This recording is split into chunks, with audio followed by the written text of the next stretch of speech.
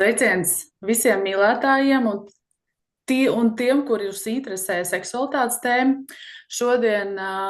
Šodien gribu pieskarties tādam jautājumam, kā alkohols un seksualitāte. Vai un kā alkohola lietošana regulāra, neregulāra, apjomīga, mazāk apjomīga ietekmē mūsu libido. Un tāpēc uz sarunu esmu aicinājusi brīnišķīgu cilvēku, ārkārtīgi gudru cilvēku, brīnišķīgu stāstnieku, Rīgas Stradiņu Universitātes psihosomatikas klīnikas psihoterapeitu, kā arī RSU psihosomatiskās medicīnas un psihoterapijas katedras docētāju Artūru Utinānu. Paldies, doktor, ka esat piekritis šodien padalīties savā zinātībā par šo tēmu. Es uzreiz tad vēlos ķerties vērsim pie ragiem, ja tā var teikt. Ļoti bieži dzirdēts, ka Latvija pirmajā vietā alkohola patēriņā Eiropā. Paskatījos bišķiņu datus 2010. gadā 10 litri uz cilvēku gadā, 2022. gadā 12 litri gadā. Un pavisam nesen arī Kinsey institūts, kas tieši pēta seksualitātes jautājumus, nesen publicēja pētījumu, kurā teikts, ka seks cilvēkiem ir arvien retāk. Kā jums šķiet, vai šiem abiem faktoriem ir kāda saistība un kā jūs to izprotat? Kā jums šķiet? Es domāju, ka saistības nav vai tur ir maza, jo tomēr vairāk seksa samazināšanos saista ar interneta tehnoloģiju attīstīšanu un, piemēram, salīdzina valstis, teiksim, kā Japāna, kur sen jau diezgan daudz ir komunikācija virtuālajā vidē, un tur, piemēram, kaut kādi līdz 36 gadu vecumam, laikam līdz 30% cilvēku, ja es tur pareizi atceros, nav bijuši reāls seksuāls attiecības vispār, bet tikai tāds interneta, teiksim, tā saucamais seks.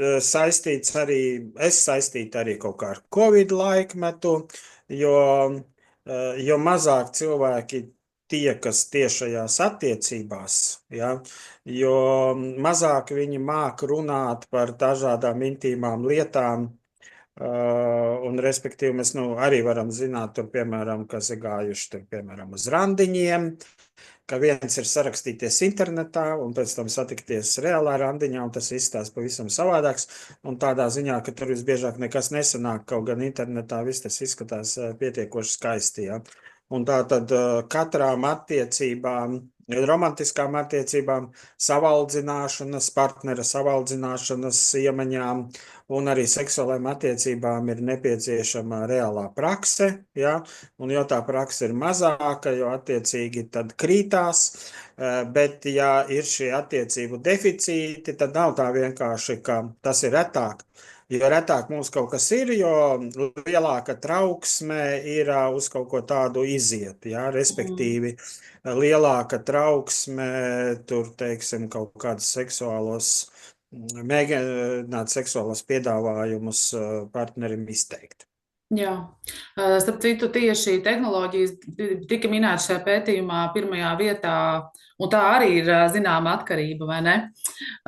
Un šī depresijas trauksmes, ko šīs tehnoloģijas izraisa.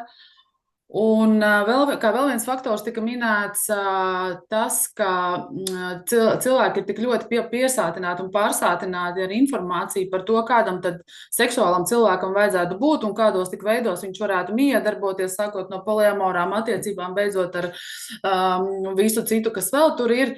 Un ka, ja šī jaunākās paudzes cilvēkiem esot tāds ideālisms, ka viņi nevis mēģina, bet sapņo nokļūt tādās monogāmās romantiskās attiecībās, un tāpēc arī atturās no šī seksa, lai neiebrauktu kaut kādās bīstamās zonās.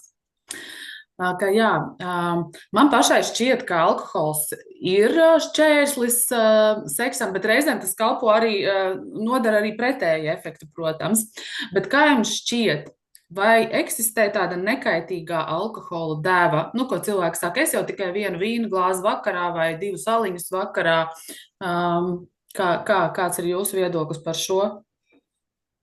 Jā, es jau par vienu no teikumu par tām monogāmajām attiecībām. Mhm. Var jau būt, ka tas seks kā tāds nu, nav nemaz tik sarežģīta lieta, bet sarežģīta lieta ir līdz seksam nonākt. Ja? Un tur ir vajadzīgas iemaņas,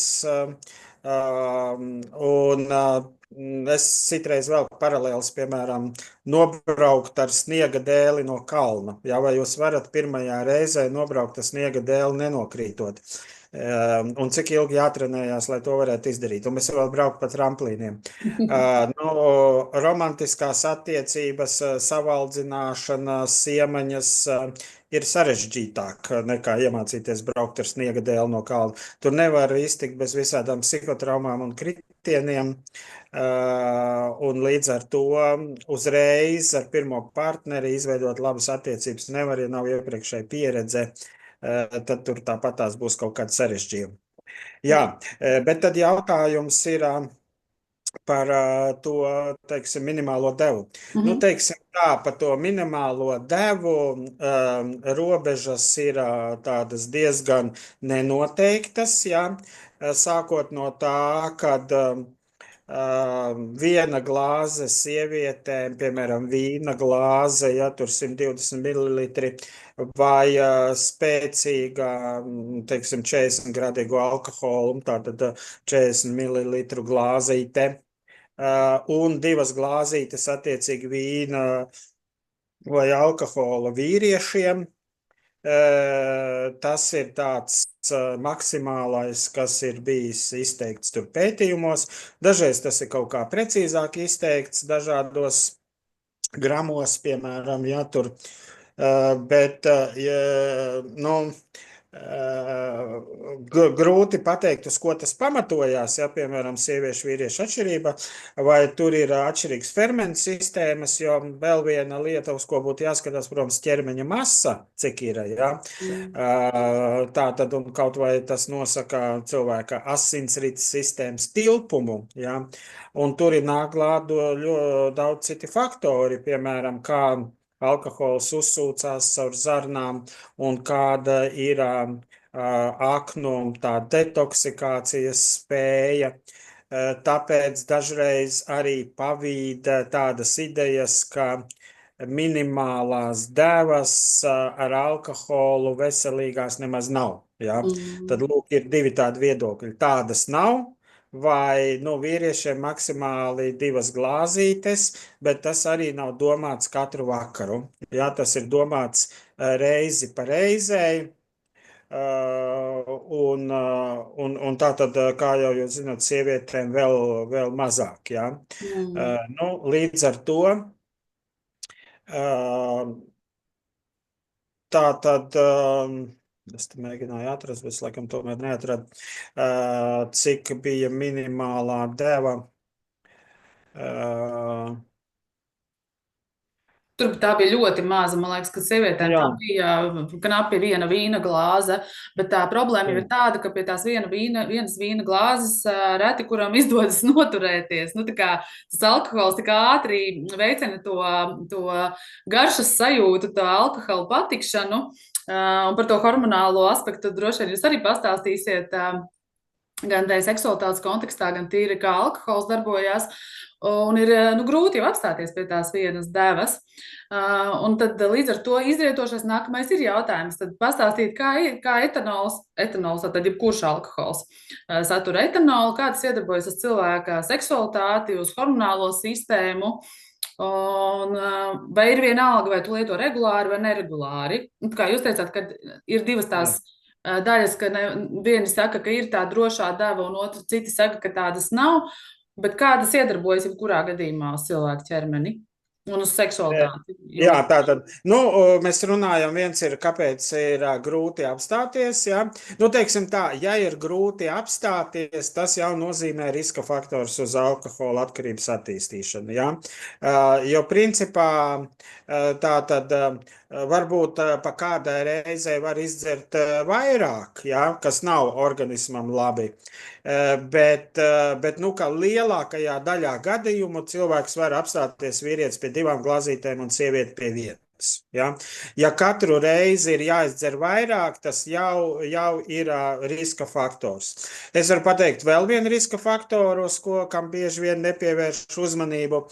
Tātad bieži vien ir tā, ka jaunietis ļoti stipri piedzerās, tā kā ir intoksikācija, viņš pēc tam tur vai viņa vēmja tur visu dienu un jūtas ļoti slikti.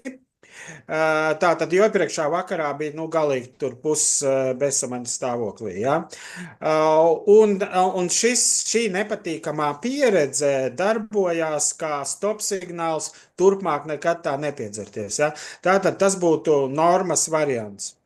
Bet, ja kāds cilvēks tātad piedzerās tā atkārtoti, ja, atkal tur guļ zem galda, vēmija un tam līdzīgi, un tas nav iedarbojies kā apstādinoša pieredze. Nu labi, pieņemsim, 2 reiz, jā, es tā šaubīgi skatītos. Bet ja cilvēks to ir izdarījis jau 3. reizi, tas ir atkal diezgan spēcīga pazīme, tā skatoties no prakses, jā.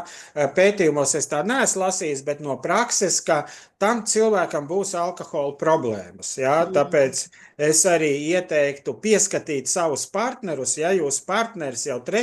reizi pēc kārtas ir piedzēries, ka tur pilnīgi nesakarīgi kaut ko ļurina un tur guļ zem galda un vēl izdara kaut kādas muļķības, pēc tam neatcerās, un viņam tā nav. Tā nav pieredze, nozīmē, ka viņam nav iekšējie stop signāli.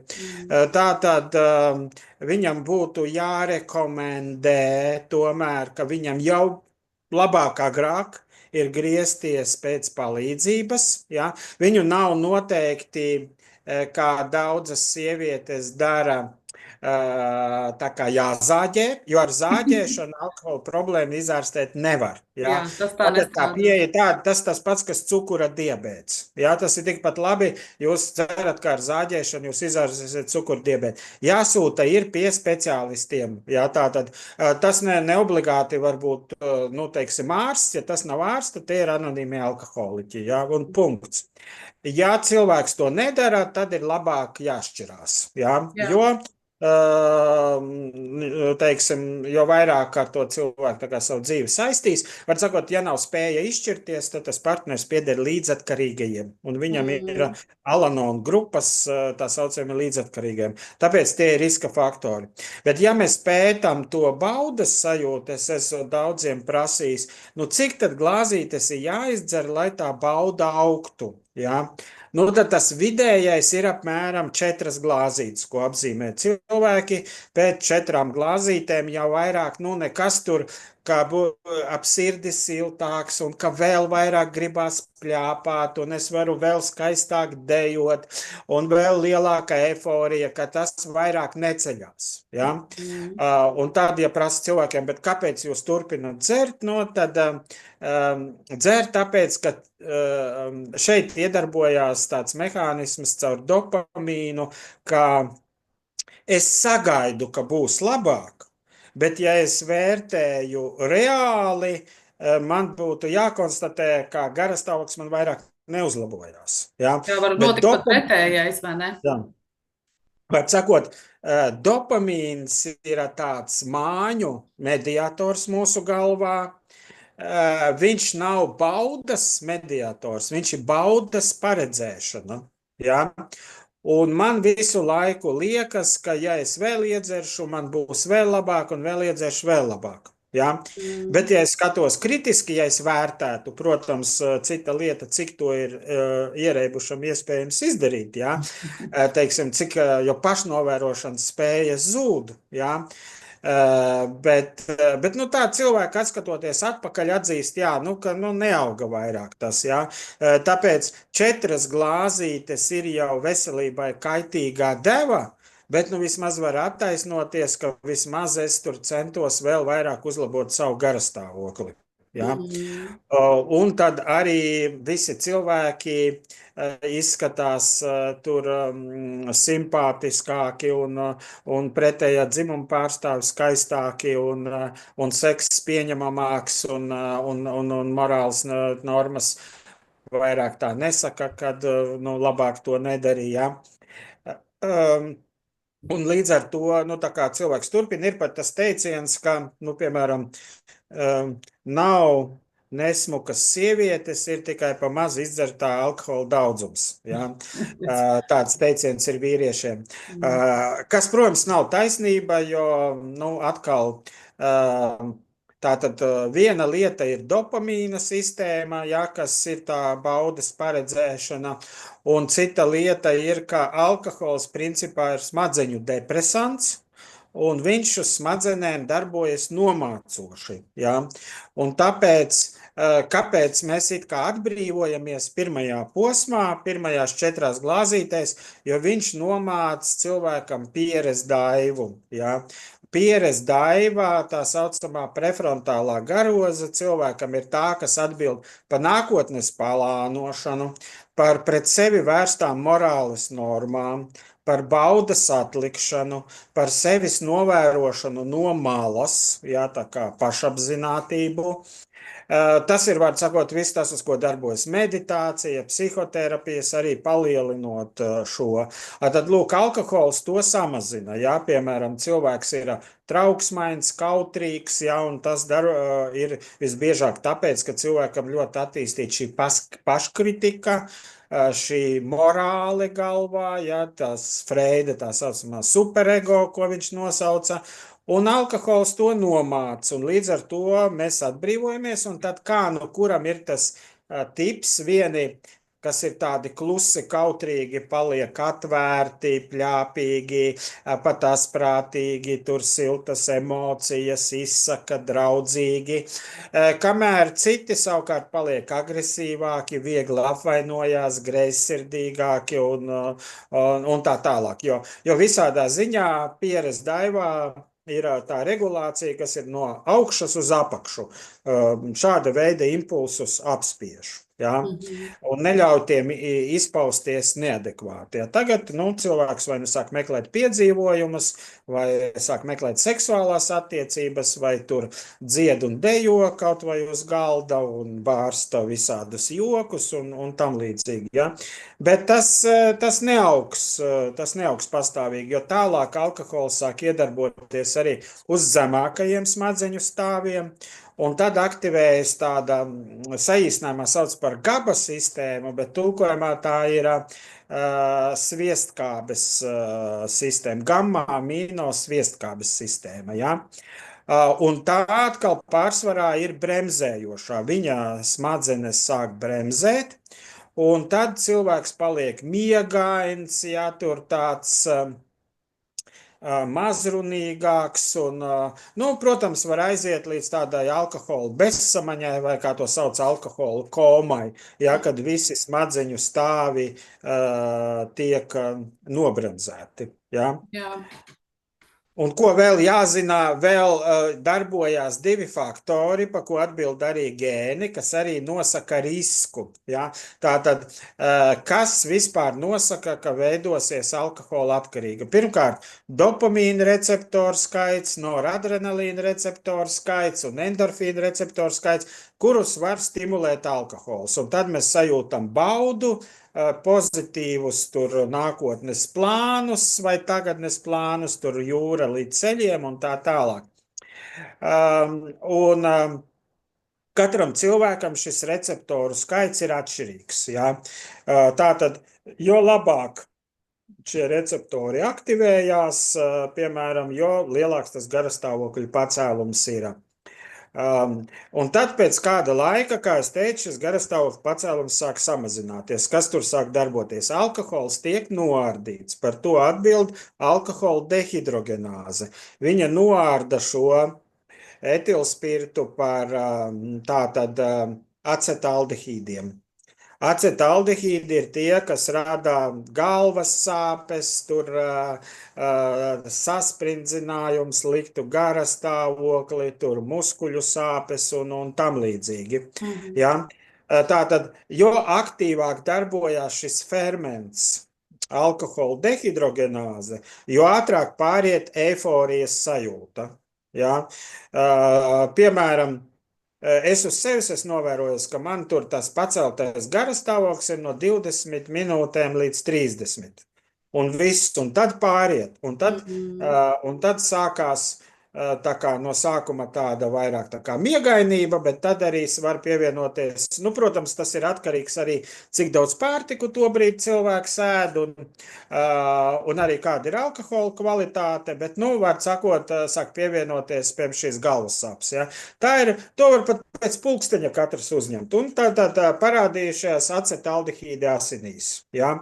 Jo ātrāk un aktīvāk darbojas alkohola dehidrogenāze, jo mazāk iespēja kļūt par alkohola atkarīgo. Ja? Es, piemēram, neesmu alkohola atkarīgais, nevis tāpēc, ka man ir stipra griba, kas ir pilnīga mitoloģija, bet vienkārši man ātri sāk darboties alkohola dehidrogenāze. Un tā eiforija, nu, tur tāda nemaz tik liela nav. Ja? Tā kā drusku par mazliet tā kā pļāpīgāks es palieku, bet, nu, teiksim, tur neko baigi daudz, ja. Un tad tālāk mums kādu laiku ir slikti, tad ir tā organisma intoksikācija, un tad sāk darboties nākamais ferments, kas ir acetaldehīda dehidrogenāze. Tā ir tā, kas savukārt šos acetaldehīdus noarda vēl sīkākās vielās, un tad tās sīkākās vielas tiek izvadītas no organisma.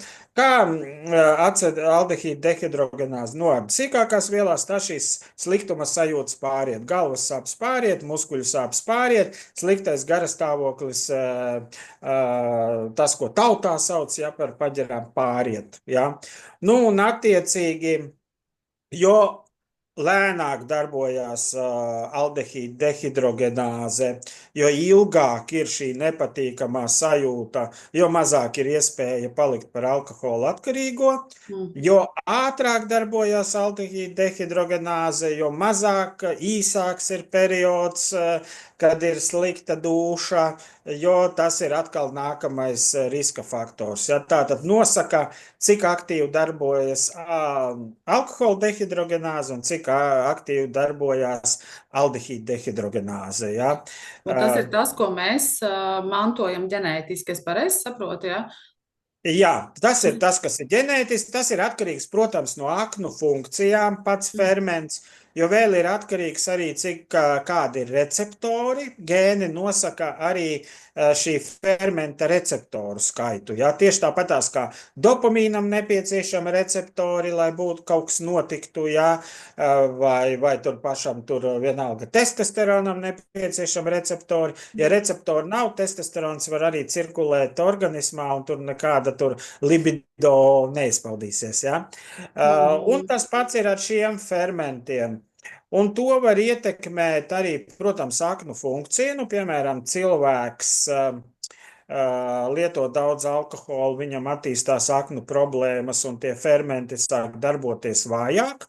Piemēram, 3. alkohola stadijā cilvēks var noreibt un ilgi būt noreibis jau no 1-2 glāzītēm alkoholu. Ja, piemēram, viņš izdara 1 glāzīti, jau viņa acis paliek stiklainas, jā, visbiežāk tā jau ir 3. alkohola stadija, ja, jo pirmajās 2 rezistence aug, no sākuma tur aknās sāk aktīvāk darboties šie fermenti, un cilvēks var izdzert ar vien lielāku alkohola daudzumu nenoreibstot. Ja? Un tad veči sāk lielīties. Ja? Man vesels polšs ribās un nevienā acī. Ja? Varonis, jā. Bet šeit ir jautājums par to, ka tas ir rezistences pieaugums. Ja? Un tur jau var būt otrā stadija, ja?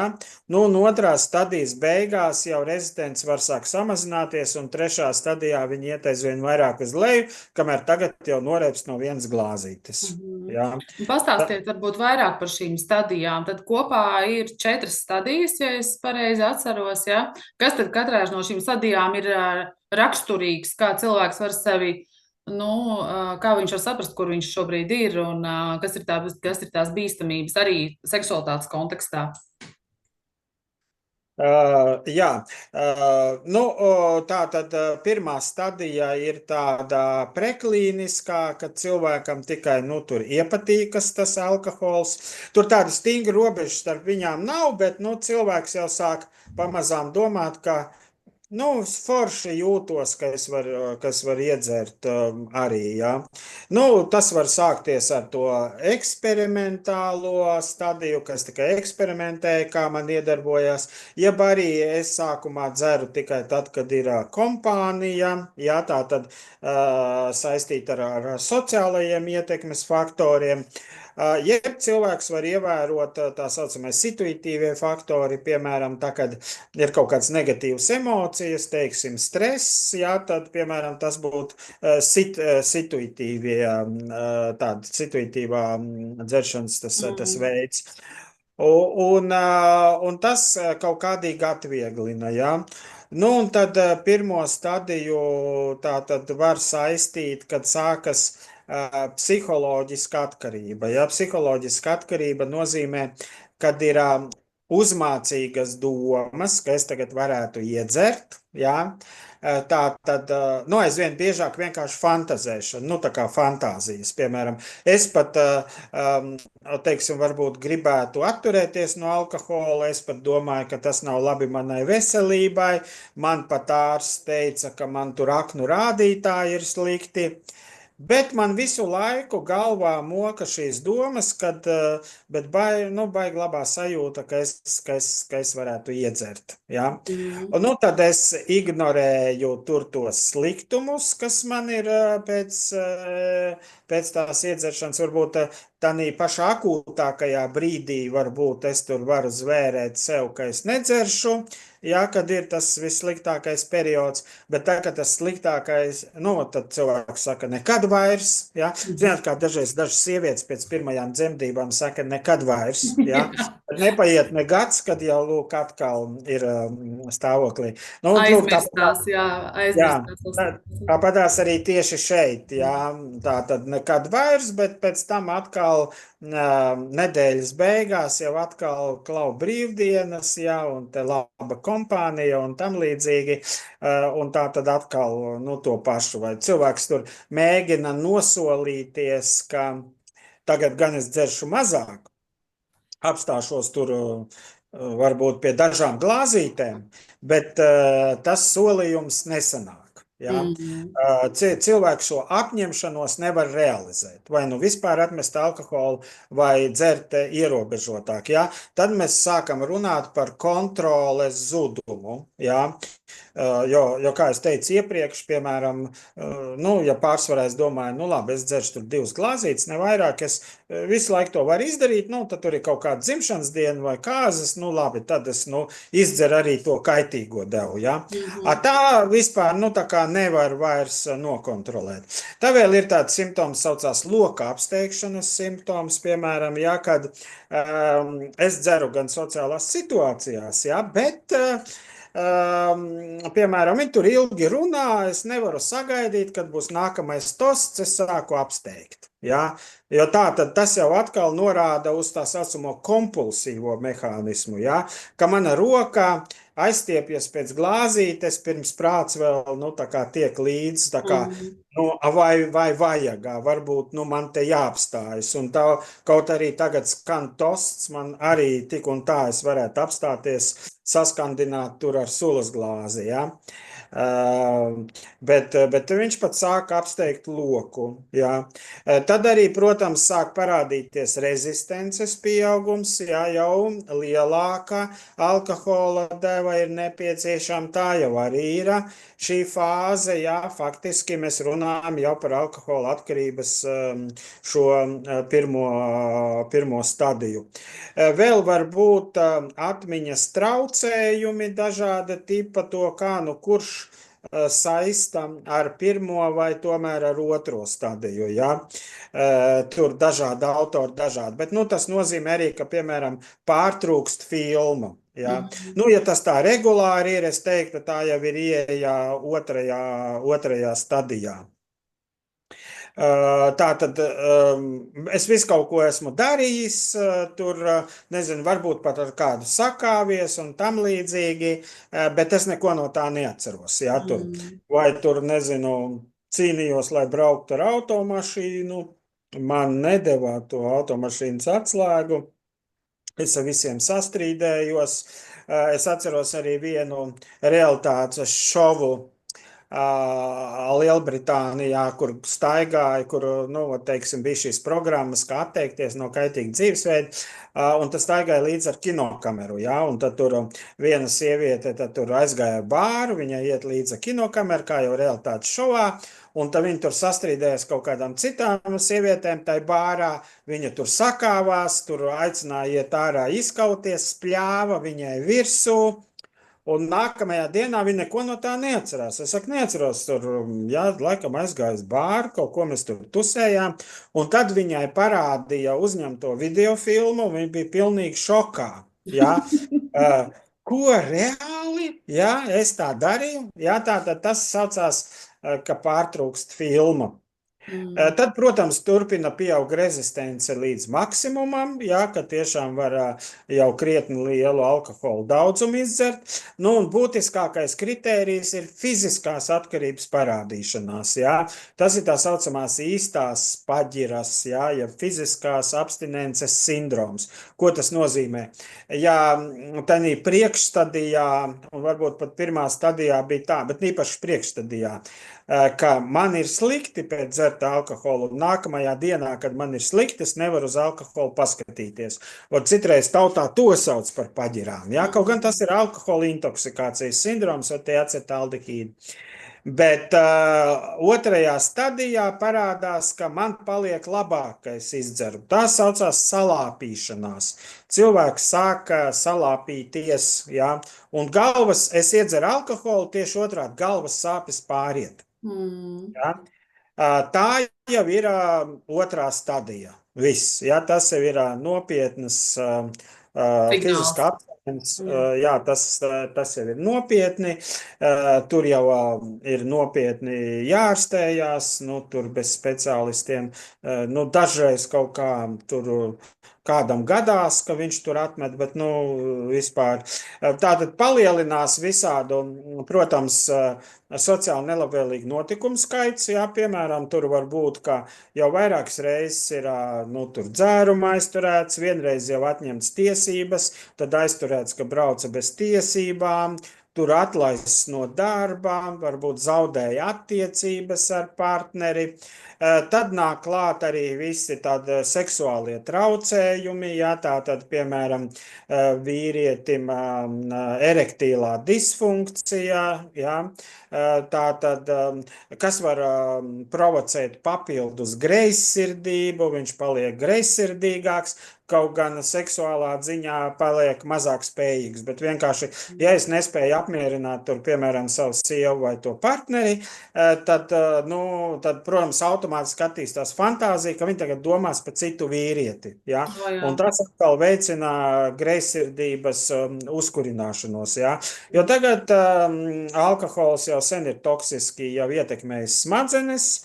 Tā jau, protams, ir toksiski bojājumi aknās, aizkuņģa dziedzeri, asinsvadi, jā, var pievienoties miega traucējumi. Protams, tas var būt vairākas formas, ka tas visu laiku iet, jā, un tā kāpja, vai tā saucamā dipsomānija, ka cilvēks dzer ilgi, nu, un to sauc par plostu, jā, un viņš tā plostā ieiet vairākas nedēļas vai mēnesi vai vairākus mēnešus, un tad viņš no plosta iziet, un tā viņš nedzer. Ja? Mm. Tad to sauc par dipsomāniju, jo liekas, ir kaut kāds periods, piemēram, 3, 4, 5 mēneši, ka viņš nedzer vispār, un tā liekas, alkohola atkarības nav. Ja? Mm. Jo nu, es taču nedzeru tik ilgi. Ja? Bet tad atkal sākas tur nākamais nu, tur plosts. Tātad tur ir daudz teoriju, kāpēc tas tā ir. Nu, piemēram, viens no tām, ka tās ir epizodiskās depresijas, Mm. kuras pacients sāk ārstēt, ja, nu, ar alkoholu, ja, jo, kā zināms, vīrieši mazāk griežas pie depresīviem traucējumiem pie ārsta, sievietes vairāk, ja. Un, protams, ja dzer antidepresants, neviens ar to nelepojās. Ja? Var ārstēt depresiju ar alkoholu un teikt, ka, re, ka es varu Tas ir sociāli pieņemami, jā. divus polšus izdzert, un man nekas, redz, ka es esmu tā kā krūts. Ja? Vesels, jā. Jā, bet arī partneriem jāsaprot, ka tā ir nu, tā kā ļoti slikta pazīme. Faktiski finansu līdzekļi pārsvarā tiek novirzīti uz to un tiek iztērēti tur. Mm. Ja? Mm. Tālāk, nu, tā tad tiek nu, cieši finansu sistēma. Nu, Mm. labi, ja tas cilvēks ir turīgs vai bagāts uzņēmējs, ja? Viņam nāk nauda kontā, kaut arī, teiksim, viņš darbā nestrādā, viņam ir, nu, tā sakot, vietnieks, ja? Nu, tad tas tā diezgan ilgi var būt, ka nevar just šo finansiālās sistēmas ciešanas. Ja?